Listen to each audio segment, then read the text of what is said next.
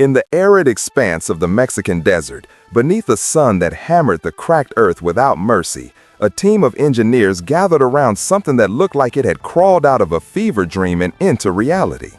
The year was 1979, and these men weren't building another muscle car or another family sedan designed to ferry suburban families to soccer practice. They were attempting something that the automotive establishment had declared impossible, something that threatened to upend every assumption about what powered the machines that had come to define American freedom. The vehicle before them didn't run on gasoline. It didn't require the petroleum that flowed through the veins of global politics like black blood, the substance that had launched wars, toppled governments, and made billionaires of men who had never turned a wrench in their lives. This car, this impossible, beautiful machine that gleamed under the Mexican sun, ran on tequila. Not metaphorically, not as some clever marketing gimmick designed to sell units to college students. The engine that sat in that chassis was designed from the ground up to combust the same agave-derived spirit that filled shot glasses from Tijuana to Tokyo. And it worked. The engineers who built it weren't crackpots operating out of a backyard garage with delusions of grandeur. They were some of the most talented minds in the American automotive industry, backed by the full resources of Chrysler Corporation, one of the big three automakers whose names had become synonymous with automotive excellence. They had data, they had prototypes, they had proof that this technology could work, that it could scale, that it could fundamentally transform how humanity moved across the face of the earth. But you've never heard this story. You've never seen this car in a museum.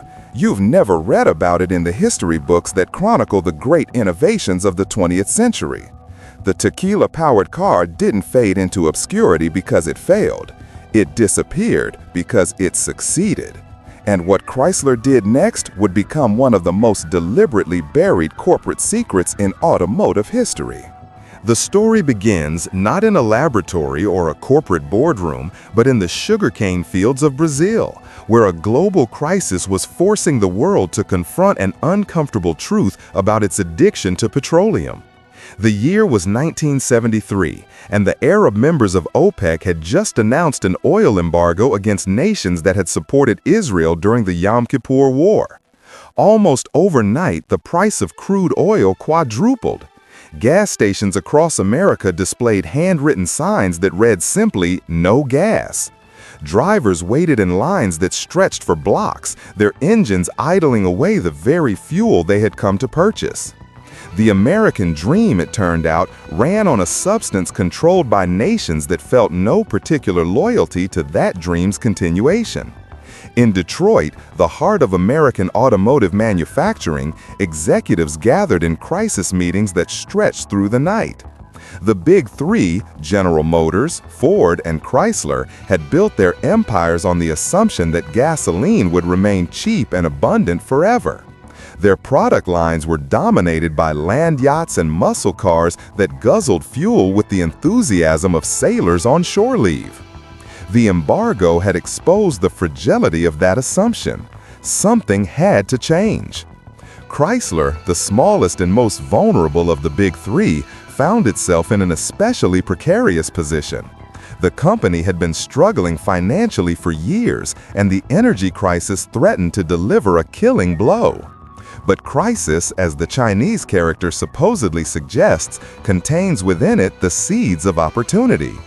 Somewhere within Chrysler's sprawling bureaucracy, someone asked a question that would set in motion a chain of events that remain shrouded in corporate secrecy to this day.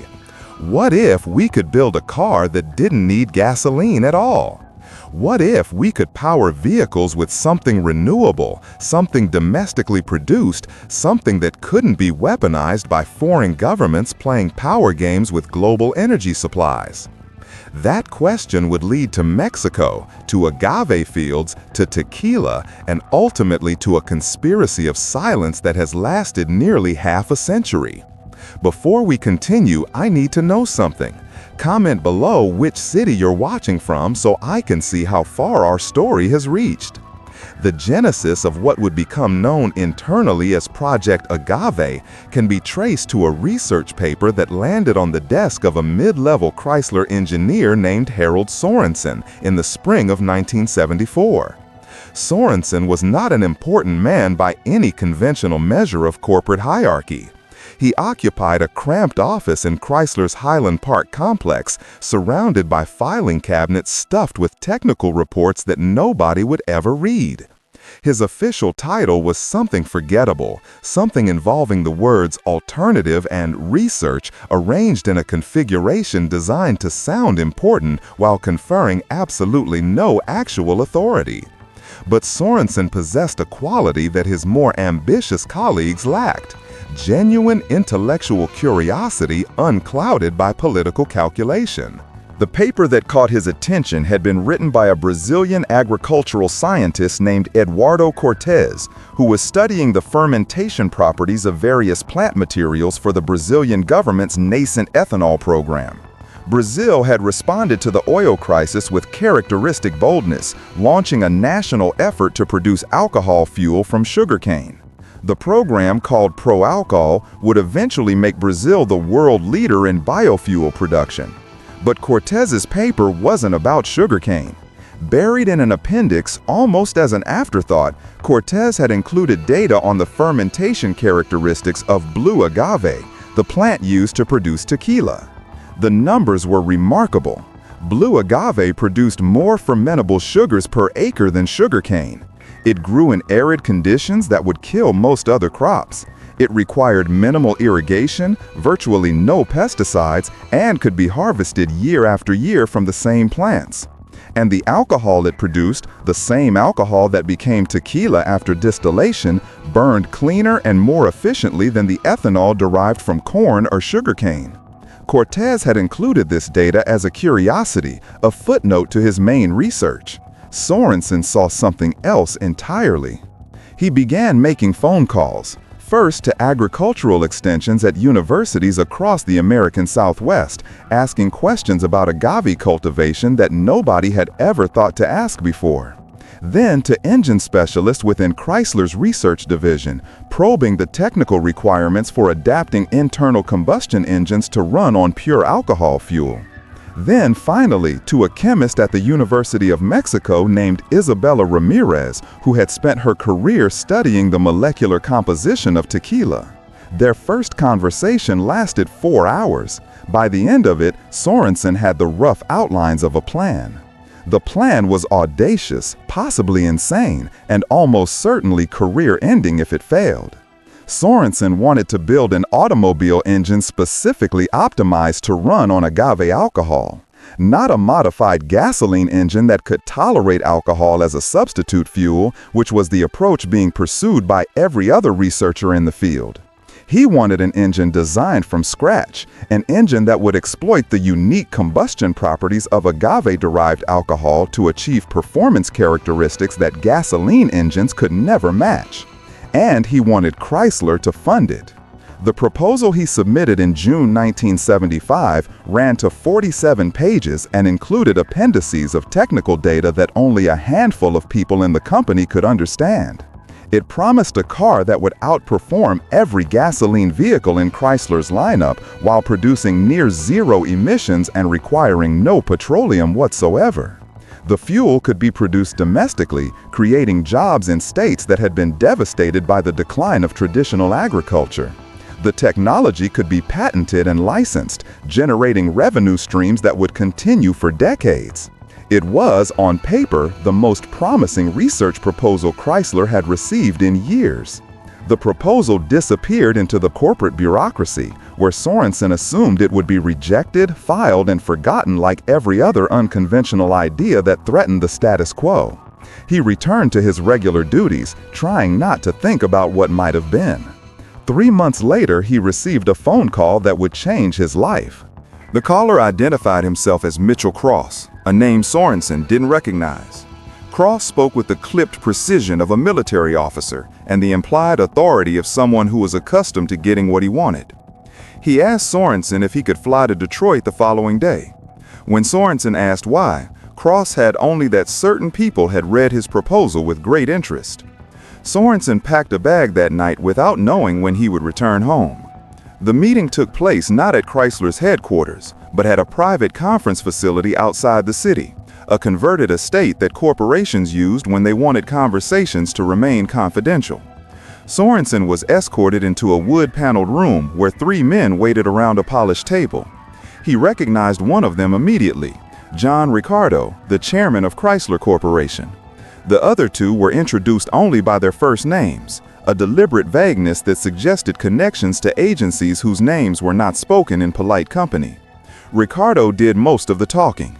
The energy crisis, he explained, had created pressures that the automotive industry could not survive without radical innovation. The federal government had begun making noises about fuel economy standards that would cripple the domestic automakers while benefiting foreign competitors whose smaller cars were already designed for efficiency. Chrysler, the weakest of the big 3, would bear the brunt of this regulatory assault, unless they could leapfrog the competition entirely. What Ricardo was proposing went far beyond a research project. He wanted Sorensen to lead a secret development program with virtually unlimited funding and no oversight beyond a small circle of executives. The program would be headquartered not in Detroit, but in Mexico, where agave was abundant and where prying eyes were easier to avoid. Sorensen would have access to whatever resources he needed, whatever personnel he requested. In return, he would deliver a working prototype within 3 years, a prototype that ran on tequila. Sorensen asked why the secrecy. Ricardo exchanged glances with the 2 unnamed men before answering.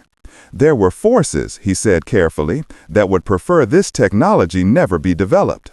Forces with deep pockets and deeper influence. The oil industry had spent decades cultivating relationships with governments around the world, relationships that depended on petroleum remaining the only viable fuel for transportation.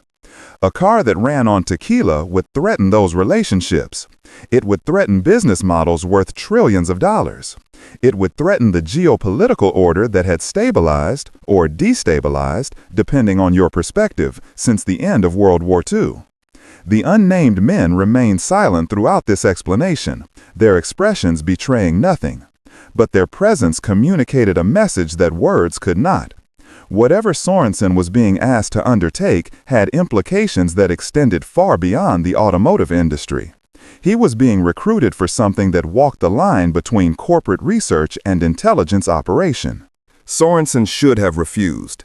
He was an engineer, not a spy.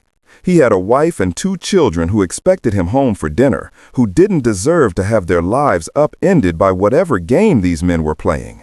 But sitting in that room, listening to Ricardo describe a vision of energy independence that could reshape the world, Sorensen felt something stir within him that decades of corporate routine had nearly extinguished, the possibility that his work might actually matter. He accepted the assignment the next morning. 2 weeks later, he crossed the border into Mexico with a team of hand-picked engineers and a mandate that would consume the next 4 years of his life. They established their headquarters in a compound outside Guadalajara, surrounded by agave fields that stretched to the horizon in every direction. The official cover story was that they were studying agricultural techniques for American agave cultivation. The actual work happened in a warehouse that had been converted into the most advanced automotive research facility in Latin America. The technical challenges were formidable but not insurmountable. Alcohol fuel burns differently than gasoline, requiring modifications to fuel injection systems, ignition timing, and compression ratios.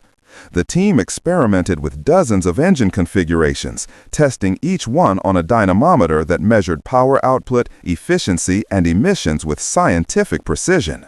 They worked 18-hour days, 7 days a week, driven by the knowledge that they were attempting something historic.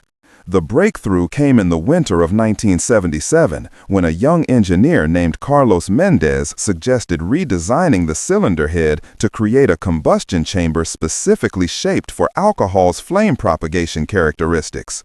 The modification was subtle, a matter of millimeters, but the effect was dramatic.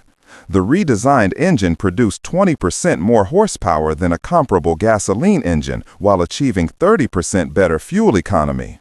And the emissions were so clean that the exhaust could be safely breathed without discomfort.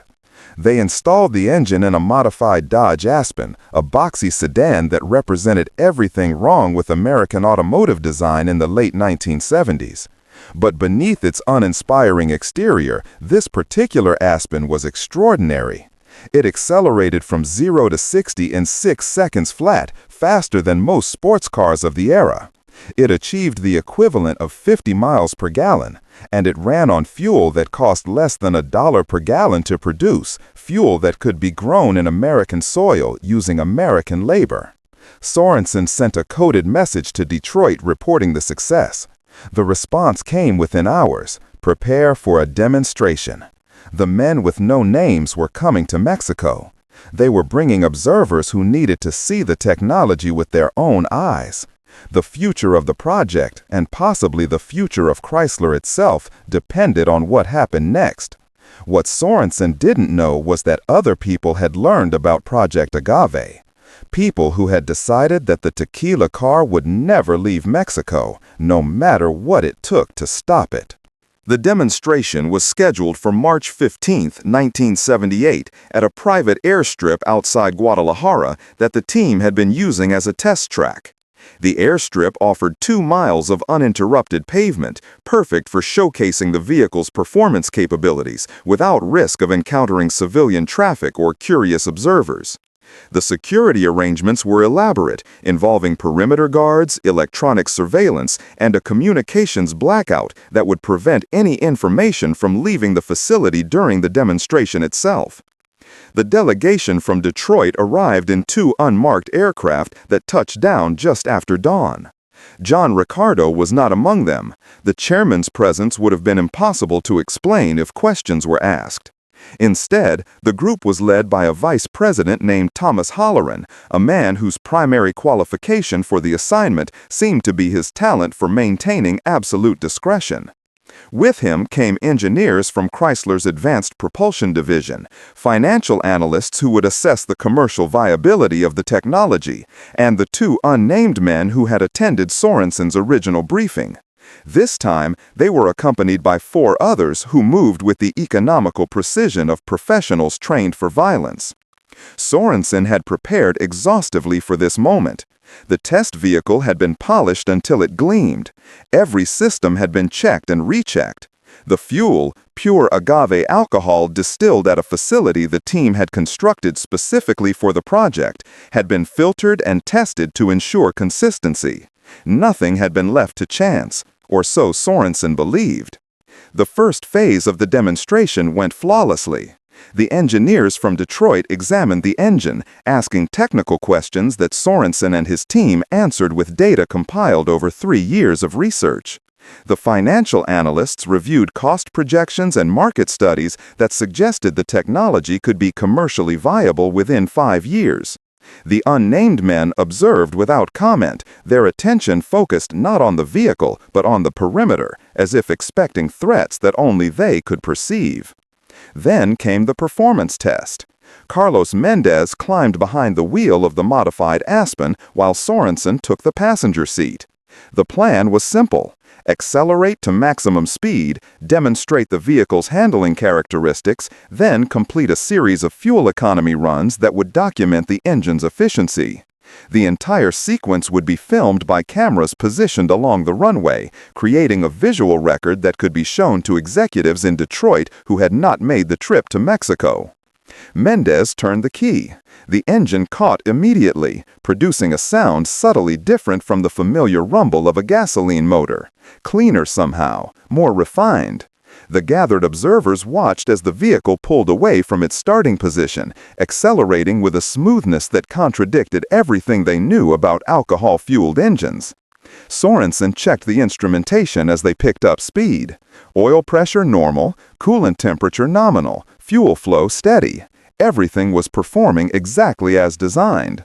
Through the windshield, the runway stretched ahead of them like a gray ribbon, heat shimmer already rising from the pavement despite the early hour. Mendez pressed the accelerator harder, and the Aspen responded with an eagerness that brought a smile to both men's faces. They were approaching 100 miles per hour when the first indication of trouble appeared. A black SUV had materialized at the far end of the runway, positioned directly in their path. Mendez began to brake, assuming some miscommunication had allowed an unauthorized vehicle onto the test track. But as they slowed, a second SUV appeared behind them, closing the distance with aggressive speed. Sorensen's first thought was that this was part of the demonstration, some security exercise he hadn't been informed about. That illusion evaporated when the SUV ahead of them disgorged 4 men carrying automatic weapons. They weren't wearing uniforms. They weren't displaying badges or credentials. They moved with professional coordination, spreading out to cover the vehicle from multiple angles. Mendez stopped the car. There was nowhere to go. The men approached with weapons raised, shouting instructions in Spanish that Sorensen's limited language skills couldn't follow. One of them yanked open the driver's door and pulled Mendez out by his collar. Another did the same to Sorensen. They were forced to their knees on the hot pavement, hands behind their heads, while the men searched the vehicle with methodical thoroughness. Back at the demonstration area, the observers had begun to react. Sorensen could see figures running toward parked vehicles, could hear shouting carried on the wind. But the distance was too great. Whatever was happening, it would be over before help could arrive. One of the armed men seemed to be in charge. He circled the Aspen slowly, examining it with an expression that combined professional appraisal with something like contempt. When he spoke, his English was perfect, unaccented in a way that suggested expensive education. "This is the vehicle," he said to no one in particular. "The one that runs on agave alcohol." It wasn't a question. Sorensen found his voice. "Who are you? What do you want?" The man didn't answer. Instead, he reached into his jacket and withdrew a small device that Sorensen didn't recognize. He placed it beneath the vehicle's fuel tank, then stepped back and gestured for his men to move away from the car. They complied with practiced efficiency, dragging Sorensen and Mendez with them. The explosion was smaller than Sorensen expected, a contained blast that punctured the fuel tank and ignited the alcohol within. The Aspen burned with a blue flame that was almost beautiful, consuming in minutes what 3 years of work had created. Sorensen watched his life's work turn to ash and twisted metal, too shocked to feel anything beyond a strange, disconnected numbness. The armed men departed as quickly as they had arrived, their SUVs disappearing down access roads that led away from the main facility. By the time the observers from Detroit reached the scene, there was nothing left of the Tequila-Powered car but a smoking skeleton of steel. In the aftermath, certain facts became clear, while others remained stubbornly obscure. The attackers had known exactly where to strike and when. They had possessed detailed knowledge of the facility's layout and security protocols. They executed their operation with the precision of a military unit or intelligence service, leaving no physical evidence that could identify them or their sponsors. Thomas Halloran convened an emergency meeting that evening, gathering the surviving project personnel in a conference room at a nearby hotel. The mood was grimmer than any funeral. Men who had dedicated years of their lives to Project Agave sat in stunned silence, trying to process what they had witnessed. Some believed they had been targeted by competitors, perhaps one of the other American automakers, or a foreign manufacturer who had learned of the project's existence. Others suspected darker forces, governmental agencies, acting at the behest of interests that viewed the Tequila car as a threat to national security. Sorensen listened to the speculation without participating. He was thinking about the timing of the attack, how precisely it had been calculated to cause maximum psychological impact. The attackers hadn't struck during the development phase, when destroying the vehicle would have been easier but less dramatic. They had waited until the moment of triumph, until the technology was about to be validated before witnesses whose approval would determine its future. The message was clear. No matter how far you progress, we can reach you. We can destroy everything you build. Halloran delivered the official verdict the following morning. Project Agave was being suspended indefinitely, pending a security review that would determine whether research could safely continue. The personnel were to return to their previous positions at Chrysler facilities in the United States.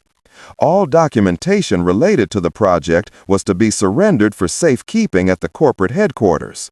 The existence of the project was not to be discussed with anyone outside the immediate team, under penalty of termination and potential legal action.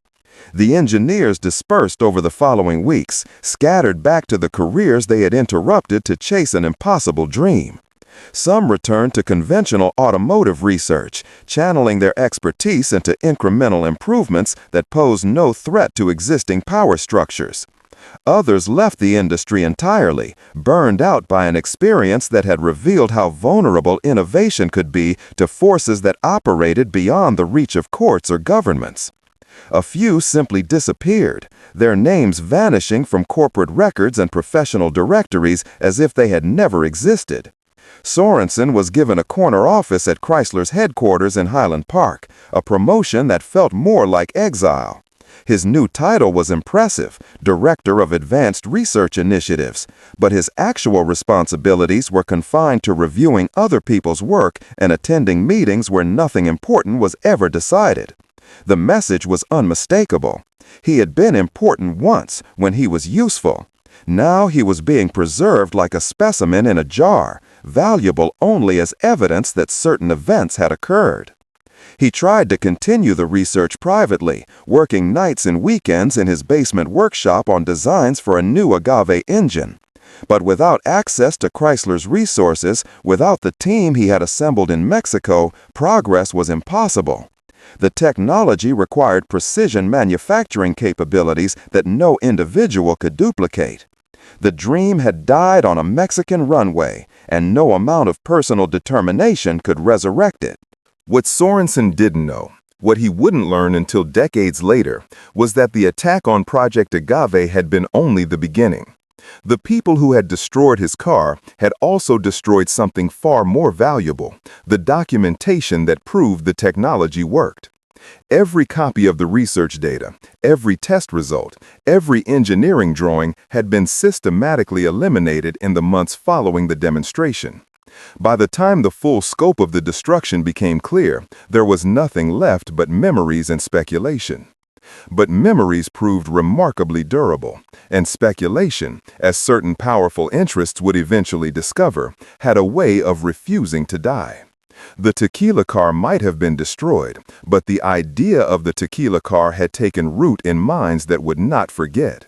Somewhere, in files that officially didn't exist, the full story was waiting to be told. The years that followed the Mexico incident were marked by a silence so complete that it seemed almost supernatural. Chrysler's official history made no mention of Project Agave. Industry publications that covered alternative fuel research never referenced the Guadalajara facility or the breakthrough engine design. Academic databases contained no papers citing the work of Harold Sorensen or his team. It was as if 3 years of intensive research, involving some of the most talented automotive engineers in the world, had simply never happened. This erasure was not accidental.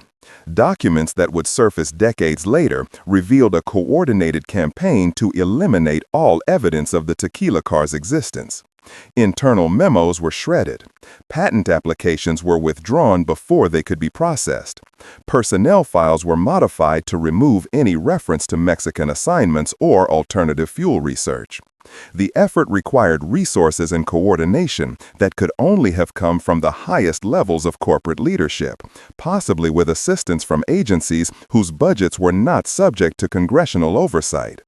Sorensen observed this erasure from his exile office, watching helplessly as his life's work was systematically unmade.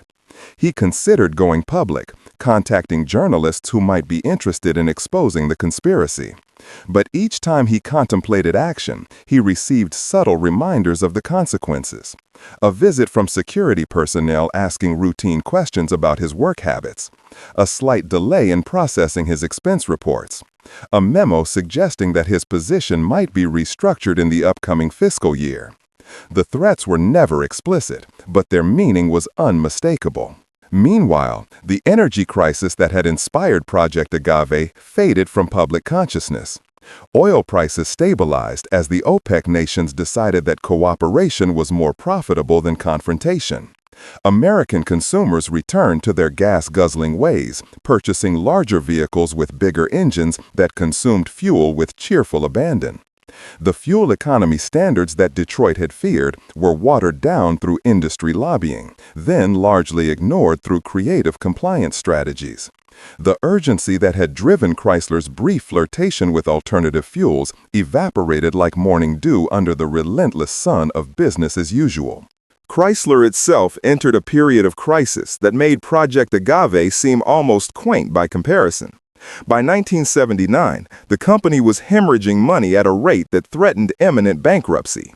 The federal government intervened with a bailout package that kept Chrysler alive but imposed strict conditions on its operations. Lee Iacocca, brought in to rescue the failing automaker, had no interest in exotic technologies that promised future benefits. He needed products that would sell today, vehicles that could compete with Japanese imports on price and quality. The Tequila car, even if it had survived the Mexico attack, would have been an unaffordable luxury for a company fighting for survival. But survival, as it turned out, came at a cost beyond the obvious financial implications. The bailout brought Chrysler under unprecedented government scrutiny, with federal officials reviewing everything from manufacturing processes to research priorities. Among the documents examined were fragmentary records of Project Agave that had somehow escaped the purge. These records made their way into government archives, where they languished in classified storage for years before anyone thought to ask questions about what they represented. The questions began in 1985, when a congressional subcommittee investigating alternative energy research stumbled across references to the Guadalajara facility in a routine audit of federal transportation programs. The references were cryptic, code names and budget allocations without context, but they suggested that Chrysler had received government funding for research that was never publicly acknowledged. The subcommittee requested additional documentation from both Chrysler and the federal agencies involved. The response was instructive in its defensiveness. Chrysler's lawyers claimed that the records in question had been destroyed in accordance with standard document retention policies. Federal agencies invoked national security exemptions to withhold materials that might otherwise have been subject to disclosure. The subcommittee, lacking the resources to pursue the matter further, dropped its inquiry after a few weeks of fruitless negotiation. But the questions it had raised did not disappear entirely. Harold Sorensen learned of the congressional inquiry through back channels, contacts he had maintained from his years in the industry. The news stirred feelings he had tried to suppress: anger at what had been done to his work, hope that the truth might finally emerge, fear of what might happen if it did. He began keeping notes, recording everything he could remember about Project Agave and the events surrounding its destruction.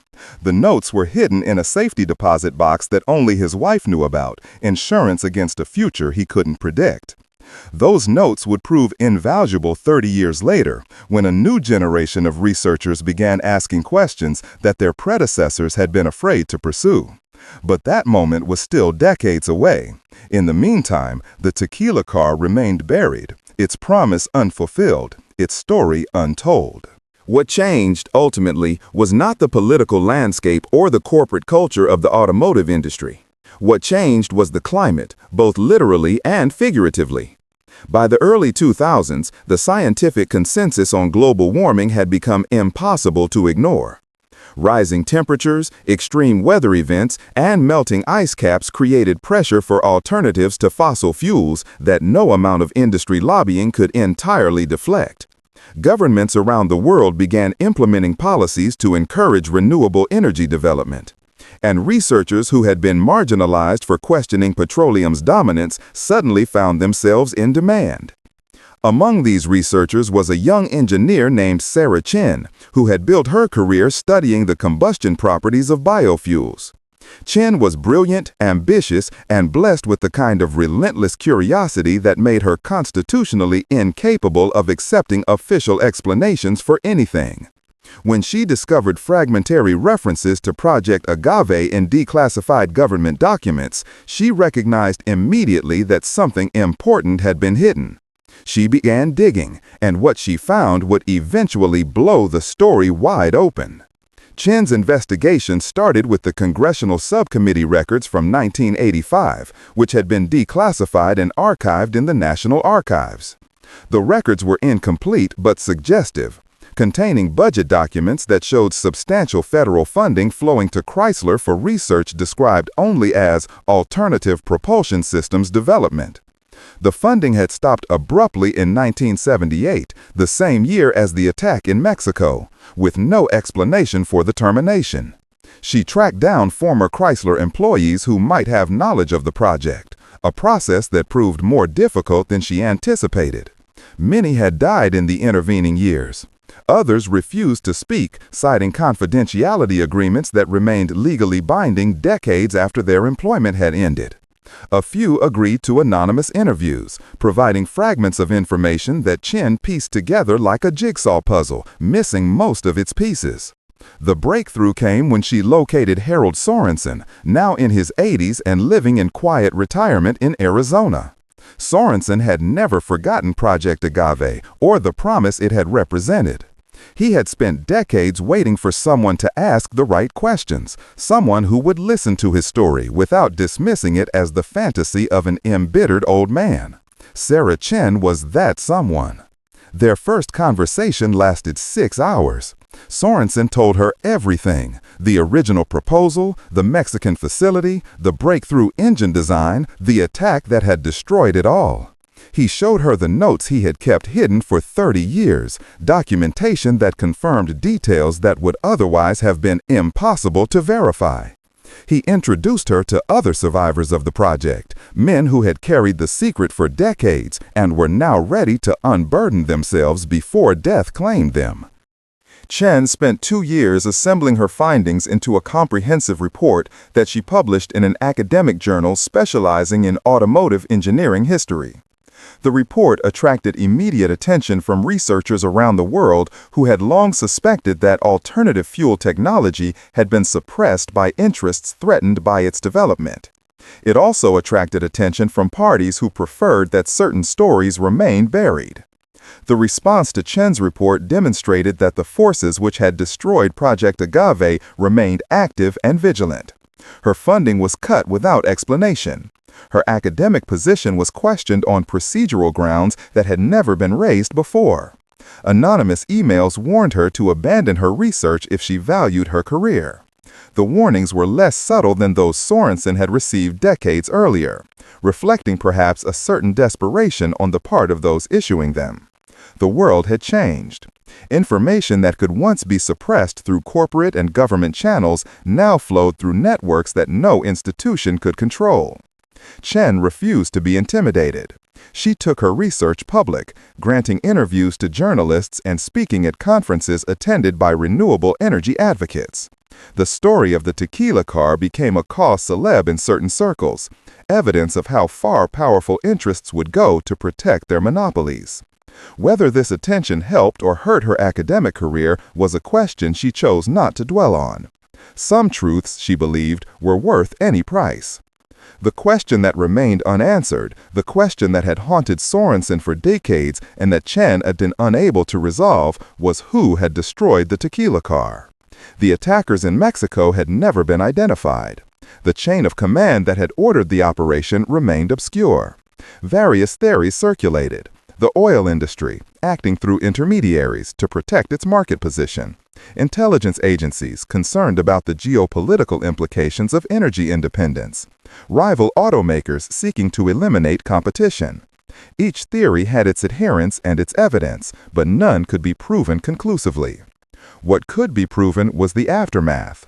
The destruction of Project Agave had not merely ended one research program. It had sent a message to everyone in the automotive industry that certain lines should not be crossed. For decades after Mexico, no major automaker pursued alternative fuel technology with the kind of serious commitment that might have produced results. The small-scale efforts that did exist were designed more for public relations than practical application. Demonstration projects that generated positive press coverage without threatening the fundamental business model of petroleum-powered transportation. This chilling effect was perhaps the attackers' greatest success. They had not merely destroyed a car, they had destroyed the belief that such cars were possible. And in doing so, they had delayed the transition to sustainable transportation by decades, with consequences for the global climate that are still being calculated. But the story of the Tequila car was not finished.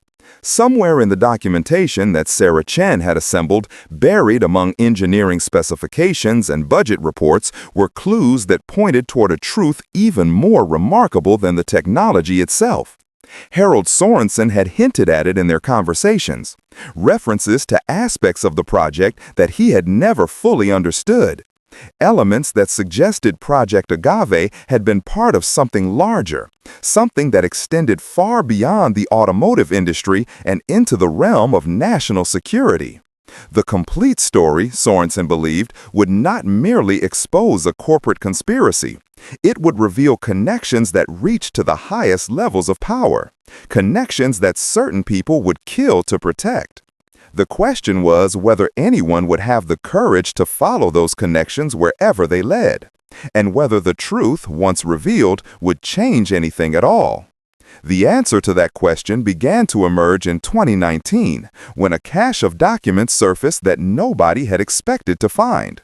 The documents had been stored in a government facility that was being decommissioned, boxes of records that bureaucratic oversight had somehow missed during decades of classification reviews. A researcher conducting routine archival work noticed the boxes, checked their contents, and immediately recognized their significance. Within weeks, copies had leaked to journalists, academics, and congressional investigators who had been waiting for exactly this kind of break. The documents revealed something that even Harold Sorensen had not fully understood. Project Agave had not been purely a Chrysler initiative. From its inception, the project had been sponsored jointly by the automaker and a classified government program that was studying alternative fuels for military applications. The program's interest was not environmental but strategic. Military planners had long recognized that petroleum dependence created vulnerabilities in the national defense infrastructure. A military vehicle that could run on fuel produced from domestic crops would be immune to the supply disruptions that had historically crippled armies far from their logistics bases. The government's involvement explained many of the mysteries that had surrounded Project Agave. It explained the generous funding that had allowed Sorensen to build a state-of-the-art research facility in Mexico. It explained the security arrangements that had kept the project secret for so long.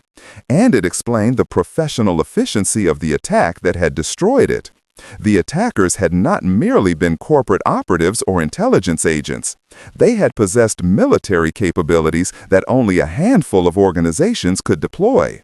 The documents also revealed the identity of those organizations, or at least provided strong circumstantial evidence pointing toward them. The attack on the Guadalajara facility had been conducted by a private military contractor with close ties to oil industry interests. The contractor had been hired through a series of shell companies that ultimately traced back to a consortium of petroleum producers who had identified Project Agave as an existential threat to their business model. The operation had been funded with money that had been laundered through Caribbean banks, making it virtually impossible to trace using conventional investigative methods. Most damaging of all, the document suggested that elements within the U.S. government had known about the planned attack in advance and had done nothing to prevent it. Whether this inaction reflected complicity or merely bureaucratic negligence was impossible to determine from the available records. But the implication was clear. The destruction of Project Agave had been facilitated by the same government that had sponsored its development. The left hand had not merely failed to communicate with the right hand, it had actively worked against it. The revelation provoked a kind of outcry that had become depressingly familiar in an era of constant scandal. Congressional hearings were convened, executive branch officials issued carefully worded denials. Media commentators debated the significance of the documents while largely ignoring their substance. The petroleum industry deployed its formidable public relations apparatus to muddy the waters, questioning the authenticity of the records and the motives of those who had released them.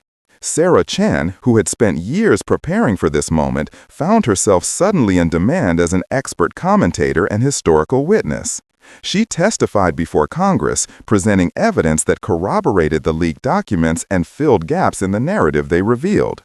She appeared on news programs that reached millions of viewers, telling the story of Harold Sorensen in terms that ordinary people could understand. She became, for a brief moment, the public face of a scandal that threatened to unravel decades of carefully constructed lies. But scandals in the modern era have a remarkably short half-life. Within months, public attention had moved on to fresher outrages, leaving the Tequila Car story to fade once again into obscurity. The congressional investigation produced a report that was largely ignored. The executive branch implemented reforms that were largely cosmetic. The petroleum industry continued its operations with minimal disruption, confident that the fundamental structures of power remained intact. Harold Sorensen died in the spring of 2021, having lived just long enough to see his story finally told. His obituary made no mention of Project Agave or the years he had spent in exile.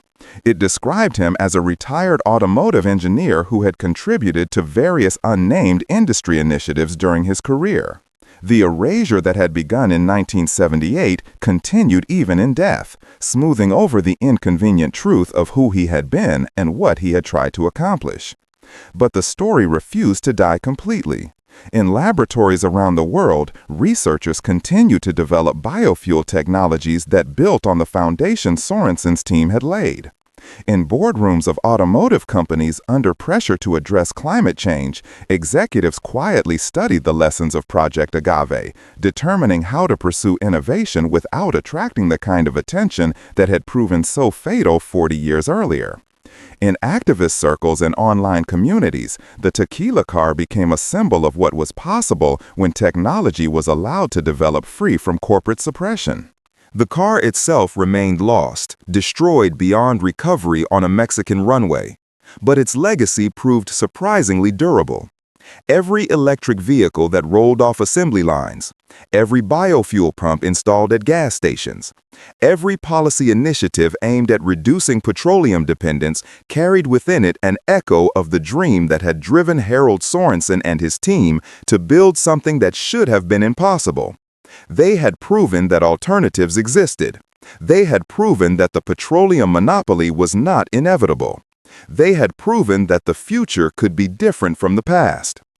The question that remained, the question that would define the coming decades, was whether humanity would learn from their example in time to avoid the worst consequences of its petroleum addiction. The Tequila Car had offered a path not taken, a road that branched off from the highway of history toward a destination that remained tantalizingly visible but frustratingly unreached. Walking that path would require courage, resources, and a willingness to confront interests that had already demonstrated their capacity for ruthless self-preservation. Sarah Chen, reflecting on her years of research, often wondered whether she had made any difference at all. The story she had told had reached millions of people, but changed almost nothing in terms of actual policy or corporate behavior. The forces that had destroyed Project Agave remained powerful, their influence barely diminished by the exposure of their past misdeeds. Sometimes it seemed that the only thing her work had accomplished was to provide a historical footnote for future generations who would inherit the consequences of decisions made long before they were born. But she continued her research anyway, driven by the same stubborn conviction that had motivated Sorensen decades earlier. History, she believed, was not merely a record of what had happened. It was a tool for understanding what could happen, a guide for avoiding the mistakes that had led humanity to its current predicament. The Tequila Car might be lost, but its lessons remained available for anyone willing to learn them. And perhaps, if enough people learned those lessons, the next alternative technology would not suffer the same fate. What happened next would determine whether that hope was justified or merely another illusion waiting to be shattered. The story of the Tequila Car had reached its end, but the larger story of which it was a part was still being written. The question was not whether that story would have a happy ending. The question was whether anyone would have the courage to write it differently. The final chapter of this narrative cannot truly be called final, because the reverberations of Project Agave continue to shape events that have not yet occurred. But certain conclusions can be drawn from the evidence available. Conclusions that illuminate both what happened and what it means for the future of transportation and energy independence. First, and most fundamentally, the Tequila Car worked. This point cannot be emphasized strongly enough given the decades of disinformation designed to obscure it. The engine that Harold Sorensen and his team developed achieved performance characteristics that exceeded those of contemporary gasoline engines while producing minimal emissions and requiring no petroleum whatsoever. The technology was not theoretical or speculative. It was demonstrated, documented, and validated by engineers whose competence was never questioned. The destruction of Project Agave was not the result of technical failure, but of deliberate sabotage by interests threatened by its success. Second, the suppression of this technology had consequences that extended far beyond the immediate participants. The automotive industry's reluctance to pursue alternative fuels in the decades following 1978 can be traced directly to the message sent by the attack on the Guadalajara facility. Engineers and executives who might otherwise have championed innovation learned that certain kinds of progress carried unacceptable risks. This learned helplessness contributed to a delay in alternative fuel development that can be measured in decades and whose environmental impact continues to accumulate. Third, the forces responsible for destroying Project Agave remain active and influential. The petroleum industry has not abandoned its efforts to suppress competing technologies. It has merely adapted those efforts to changing circumstances. The tactics have evolved from crude sabotage to sophisticated public relations campaigns, from direct violence to indirect manipulation of regulatory and political processes. The goal remains the same: preserving a business model that depends on humanity's continued addiction to fossil fuels regardless of the consequences. Fourth, and perhaps most importantly, the suppression of alternative fuel technology is not inevitable. Project Agave failed not because it was impossible, but because the people pursuing it were unprepared for the opposition they faced. Future efforts can learn from their experience, anticipating resistance and developing strategies to overcome it. The story of the Tequila Car is ultimately a story about power: who has it, how they use it, and how it can be challenged. Understanding that story is the first step toward writing a different ending. These conclusions have implications that extend beyond the automotive industry. They suggest that technological progress is not autonomous or inevitable, but is shaped by social, economic, and political forces that can be analyzed and potentially redirected. They suggest that the transition to sustainable energy will require not merely scientific innovation, but political struggle against interests that benefit from the status quo. They suggest that the future is not determined by technological possibility alone, but by human choices about which possibilities to pursue. The Tequila Car sits at the intersection of all these themes, a symbol of both promise and betrayal. It represents what might have been if different choices had been made, and it haunts the present as a reminder of opportunities squandered. Whether it also represents what might yet be depends on decisions that have not yet been made by people who have not yet been born. Harold Sorensen understood this better than most. In one of his final interviews before his death, he was asked whether he regretted dedicating so much of his life to a project that had ultimately been destroyed. His answer was characteristic of the man: measured, thoughtful, free of bitterness despite everything he had experienced. "I regret that we failed," he said. "I don't regret that we tried. The world needs people who try things that shouldn't be possible. Without them, nothing ever changes." The interviewer pressed him. Did he believe that alternative fuel technology would eventually replace petroleum? Sorensen paused before answering, choosing his words with care. The technology already exists, he said. It existed in 1978. The question is whether we'll be allowed to use it. That's not a technical question. That's a political question. And the answer depends on whether ordinary people are willing to demand something better than what they're being offered. His final words in that interview have been quoted often in the years since his death, usually by advocates for renewable energy who see in them a rallying cry for their cause. "We built a car that ran on tequila," Sorensen said. "We proved it could be done. What happens next is up to you." What happens next remains undetermined. The technology that Sorensen's team developed has been largely forgotten, overshadowed by developments in electric vehicles and hydrogen fuel cells that attract more attention and investment. But the fundamental insights that made Project Agave possible remain valid. Blue agave continues to grow in Mexican fields, producing sugars that can be converted to alcohol fuel. Internal combustion engines continue to operate on principles that can be optimized for alternative fuels. The economic and environmental arguments for reducing petroleum dependence grow stronger with each passing year. Whether anyone will attempt to build another tequila car is a question that cannot be answered from the historical record. But the possibility exists, waiting for someone with the vision to recognize it and the courage to pursue it. The blueprint is there, scattered across declassified documents and the memories of those who participated in Project Agave. The need is greater than ever as climate change accelerates and the limitations of petroleum become increasingly apparent. All that is missing is the will to act. This is where the story truly ends, or rather where it transitions from history to possibility. The tequila car was destroyed, but the idea of the tequila car survives. It survives in archives that preserve the evidence of what was accomplished. It survives in the testimony of witnesses who refuse to stay silent. It survives in the work of researchers who continue to pursue alternatives to petroleum despite the obstacles they face. And it survives in the imagination of anyone who hears this story and wonders what might have been different. What city are you watching from right now? Drop a comment below. I want to know how far this story has traveled and who else is learning the truth about the tequila car that should have changed the world. Because if this story can reach enough people, if enough people learn what was taken from us and why, perhaps the next attempt won't end in fire on a Mexican runway.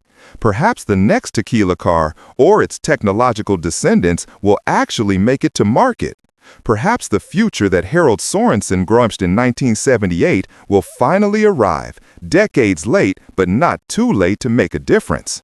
The choice, as Sorensen said, is up to you.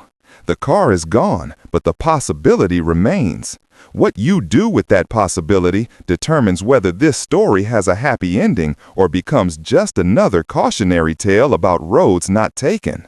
The tequila car that Chrysler destroyed has been waiting 45 years for someone to finish what Harold Sorensen started. The only question that matters now is whether anyone will answer that call.